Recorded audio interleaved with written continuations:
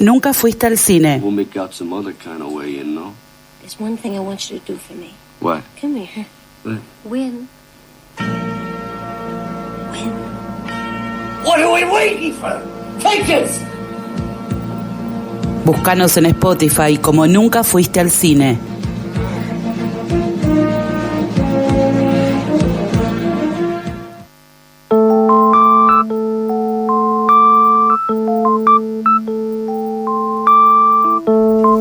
Seguimos aquí en FM La Tribu, estás escuchando Nunca fuiste al cine, programa de cine de FM La Tribu, como cada sábado, y ya está entre nosotros Jorge Leandro Colás, director de, entre otras películas, Viedma, La capital que no fue, que se acaba de estrenar este jueves 4 de mayo en el Cine Gomón. Habíamos hablado que estuvo antes en el Bafisi.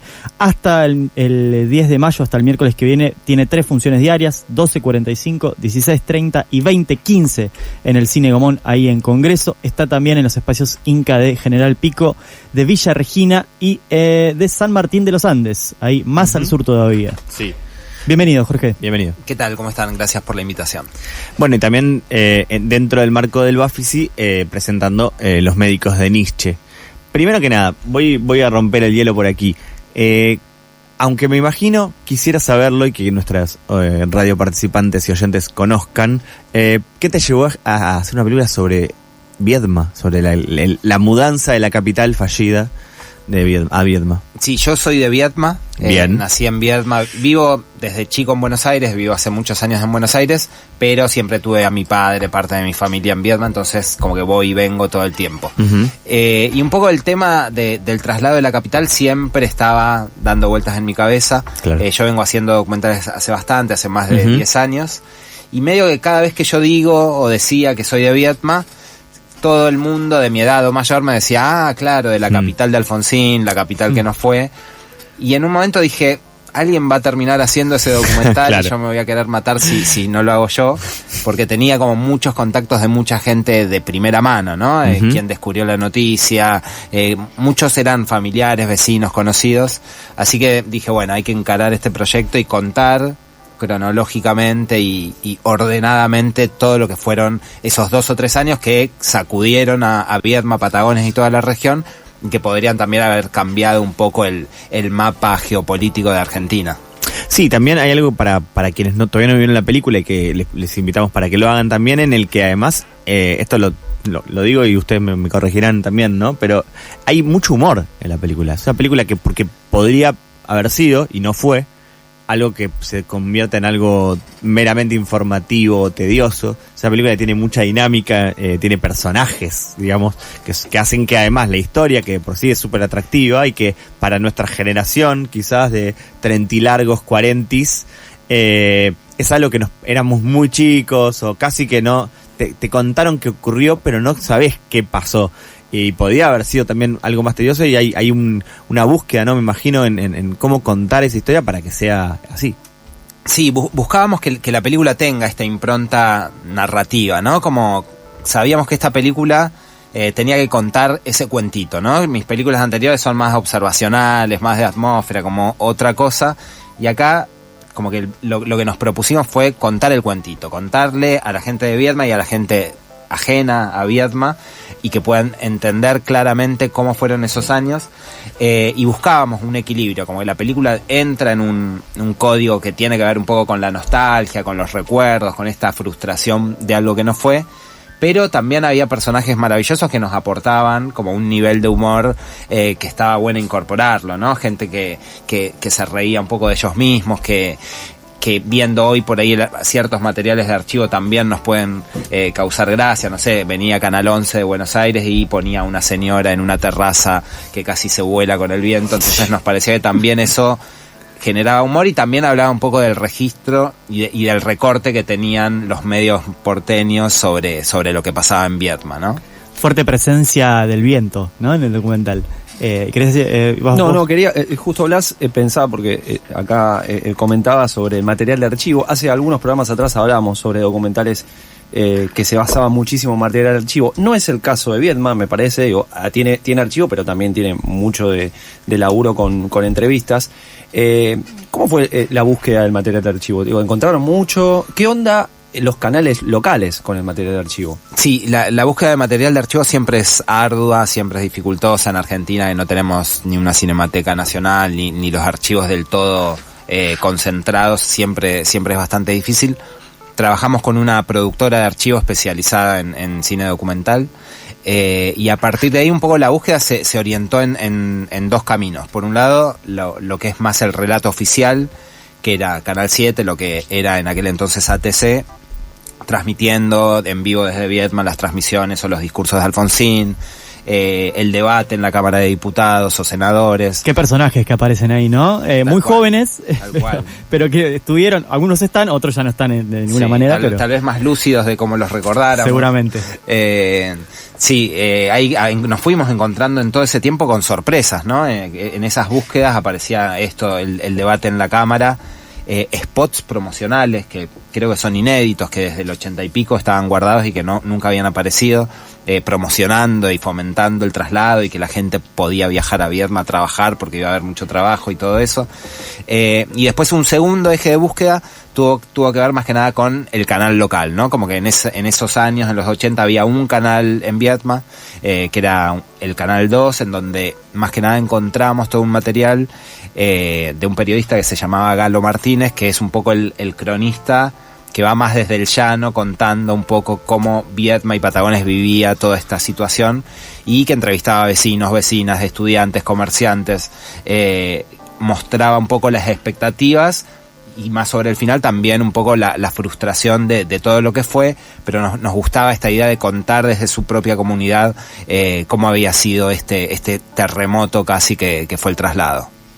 Hay algo también sobre los personajes que van apareciendo, pero también los personajes en el sentido histórico, ¿no? De poder ver, bueno, el que era el intendente de un lugar, qué deriva tuvo, el que era un diputado provincial, un poco en el diario del lunes, ¿no? También es ese juego. Pero pensaba, inevitablemente es un desvío que me queda, pensaba en el uso también hasta educativo y escolar y en ese sentido pensaba en cómo algunas cosas que se plantean ahí son de completa vanguardia hoy.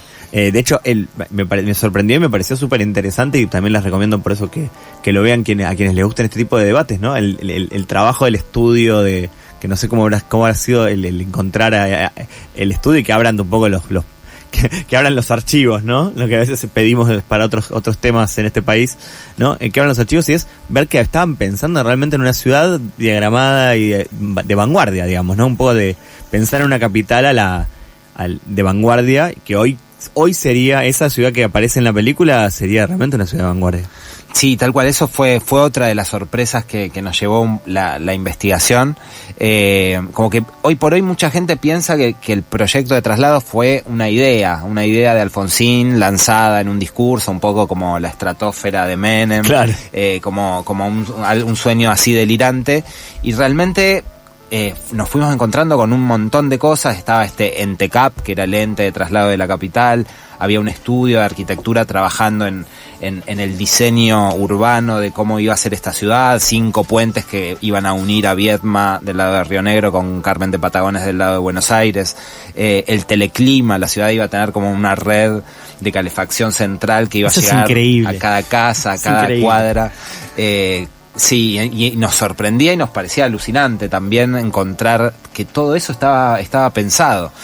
Hoy por hoy, bueno, tenía bicisendas, mucho antes que se instalaran las bicisendas, así que había algo como muy sorprendente y fascinante en las formas, en pensar cómo iba a ser esa ciudad, y pensándola también desde el Viedma de hoy, que está muy lejos de ser esa ciudad planeada en aquel entonces, ¿no? Y también nos parecía que había como un juego de tensiones entre los arquitectos de Buenos Aires que diseñaban un poco esta ciudad desde el Obelisco prácticamente, desde la 9 de julio, que también era extraño, y cómo lo veían los arquitectos locales, ¿no? Que sentían que no se involucraba del todo a la gente de Viedma, a los arquitectos de Viedma, y como que se pensaba más desde Buenos Aires generar esta nueva capital a 1000 kilómetros de acá. En esto de los proyectos ambiciosos aparece mencionado ahí Brasilia como el modelo de una ciudad creada desde cero. Hay una película muy buena documental de Airley Queiroz que se llama La ciudad es una sola, con un signo de interrogación, que cuenta cómo fue esa experiencia que sí se efectuó, y de hecho para construir la capital ahí de Brasil, y bueno, todo también los costos asociados, sobre todo echando ojo en los trabajadores. Te quería preguntar, más allá de esto, ¿cómo fue la experiencia de llevar esta película a Viedma? Porque vos la semana pasada estuviste allá pasando la película. ¿Cómo fue esa experiencia? Porque me imagino que hablamos un poco de la distribución, de la federalización, recién hablábamos fuera de aire, cómo aparece en el documental esta idea siempre enterrada de la federalización del país, que está hipercentralizado, que era un proyecto que apuntaba a eso, y bueno, también llevarse una película, más allá de que vos hayas nacido allá, pasarla allá. Pensaba también en Martel hablando estas semanas y diciendo hay que filmar para los vecinos. Bueno, llevar esta película allá, que es un poco de donde nace, ¿cómo fue esa experiencia? Fue increíble, la verdad que fue algo increíble. De hecho, la película, yo siempre quise estrenarla en Viedma, como que apareció lo de Bafisi quería sí o sí la película, y dijimos, bueno, está bien, no nos vamos a perder Bafisi, pero sí, como que consensuamos en estrenar casi en simultáneo, ¿no? Unos días después de Bafisi llevamos la película a Viedma, y en Viedma no solo mostramos la película, sino que armamos en el Centro Cultural una gran exposición con todo ese material que fuimos encontrando y descubriendo en los años que nos llevó la investigación de la película, ¿no? Entonces, la maqueta que aparece en la película estaba en la muestra, planos, fotografías, recortes de prensa locales y nacionales, como un montón de elementos que fuimos encontrando y que copamos un poco el Centro Cultural de Viedma, que es como el lugar más característico de allí en cuanto a cultura, y la gente también se sorprendía mucho. Los más jóvenes descubrían como un mundo nuevo de todo lo que se había planificado, y la gente más grande veía con mucha nostalgia tanto la película como esos materiales, ¿no? Había gente que salía como muy muy emocionada, gente que me decía, vi toda la película con un nudo en la garganta. Era también recordar los años 80 en Viedma, era recordar a la gente, a cada uno de sus familiares, y cada una de esas discusiones que estuvieron en todas las mesas de la gente del lugar, y sentían que estaba bien como que estaba concentrado todo en la película, ¿no? Como que la mayoría de las personas planteaban que fue eso lo que pasó, porque también el nivel de exigencia allá era otro, claro, porque es muy en primer plano lo que pasó, y ahí podían aparecer cosas, faltó esto, sobró esto, y la verdad es que tuvimos como muy muy buena recepción, fue un montón de gente, funciones de 500 personas. Espectacular. Fue impresionante. Y quedó gente sin ver la película, así que estamos viendo si a través del cine comercial podemos llegar a algunas funciones en la única sala que hay hoy por hoy en Viedma. Claro, y también pensaba, no me quiero ir mucho de Viedma porque está en este momento en cartel y queremos que obviamente la puedan ir a ver. También está en Cinépolis, en Recoleta. En Recoleta, así que también podemos ir haciendo una apuesta, ¿no? A las 4 de la tarde. Ahí 4 de la tarde, se están escuchando ahora, se pueden terminar el programa y se van para Cinépolis. Allí estaremos, vamos a estar con parte del equipo en qué bueno. Con presencia del director y equipo. Es algo que cuando hacíamos un poquito de balance del Bafisi, algo que valoramos mucho todavía, a veces siempre tenemos cosas para criticar, desde el amor a un festival como el Bafisi, pero con un montón de cosas para criticar. Una de las cosas más lindas que tiene es el poder hablar con los directores, escuchar con los directores y directoras, también contando cosas de cómo se hacen las películas, porque es lo que nos gusta hacer. Pero además me pareció que tenía un diseño de sonido muy interesante para ver en sala, digamos, porque el riesgo quizás cuando uno piensa en el cine documental todavía en el país es pensar, bueno, esto lo puedo ver en mi casa y voy a ver la nueva de Avengers, que explote todo en mi cara, ¿no? Y la verdad que se luce un montón. Y para eso quería hacer, por eso decía que me corro un pedacito y ustedes me traen de vuelta cuando quieran, muchachos, pero en Los médicos de Nietzsche es completamente distinto el registro. Me pareció llamativo, pero en un hermoso sentido, que es como que hay como un espectro muy amplio, donde no hay material de archivo, donde hay algo muy teatral por momentos, ¿no? De cómo está pensada la película, y donde incluso me pensaba en la incomodidad de ciertos silencios, ¿no? Que tienen la relación de los pacientes con ese médico. Y que nada, son dos películas completamente distintas, ¿no? Y por eso también me parece que está bueno también pensar en qué te llevó también a hacer esa elección estética, ¿no? En el caso de los médicos de Nietzsche no hay ni siquiera un graph, no hay ni siquiera un hora, lugar, punto de, viste, esta cosa de te presento en dónde estás, quiénes son, los nombres. ¿Por qué también elegiste esa manera de contar? Acá somos un poco nerdos, por como eras. Sí, de hecho me pasaba que como se estrenaron las dos en Bafisi, por ahí a los amigos de más confianza, aquellos que sé que me van a decir qué cosas les gusta realmente y cuáles no, le preguntaba, bueno, ¿y cuál te gustó más? Y nadie pudo comparar, ¿no? Como que son tan distintas que era imposible casi comparar una con la otra. Y eso me divierte y nos gusta. Un poco lo que siento es que cada película como que Buch tiene y adquiere como una forma propia, ¿no? Como que las películas son un poco como organismos vivos que cobran un poco, uno interfiere y va moldeando, pero como que cobran en cierto sentido su propia forma y su propio estilo y su propia imagen, y me parece interesante eso. Los médicos de Nietzsche fue un proceso mucho más largo, fueron como 5 años, fue muy exhaustivo la búsqueda, encontrar el tono de la película, seguir a este médico con 3 pacientes charlando, discutiendo problemas de salud, de enfermedad, cuestiones alrededor del cuerpo y de la filosofía. Nos parecía que tenía que tener esta puesta en escena muy sintética, quirúrgica, decíamos cuando empezábamos a pensar un poco la puesta como muy simple y sintética, y que todo el peso del relato esté un poco en esos momentos, esos testimonios, esas charlas y esos silencios también, ¿no? Como que nos parecía que tenía con ese médico, porque es un personajón también. Tal cual. Sí, a través de un amigo en común que me contactó con él, me comentó que estaba haciendo algo que tal vez fuera interesante para un documental. Me empecé a juntar con Esteban, que es este médico que estudia Nietzsche y que empieza a vincular ciertos conceptos de Nietzsche a la medicina general, y la verdad es que en esos primeros encuentros como que no entendía nada, como que no podía entender cómo asociar a Nietzsche con una angina, como que sentía que eran dos mundos irreconciliables. Y a partir de seguir, pero a la vez me seguía juntando y sentía que había algo que podía contener una idea germinal de un futuro documental. Y ahí como que lo fuimos como pensando en algunos conceptos que eran como más claros en el vínculo entre médico y paciente. Enseguida ganamos como un pequeño fondo para hacer un tráiler del proyecto. Y ahí como que cuando empezamos a grabar, cuando conocimos a los personajes, ahí sentimos que encontrábamos un poco el tono de la película.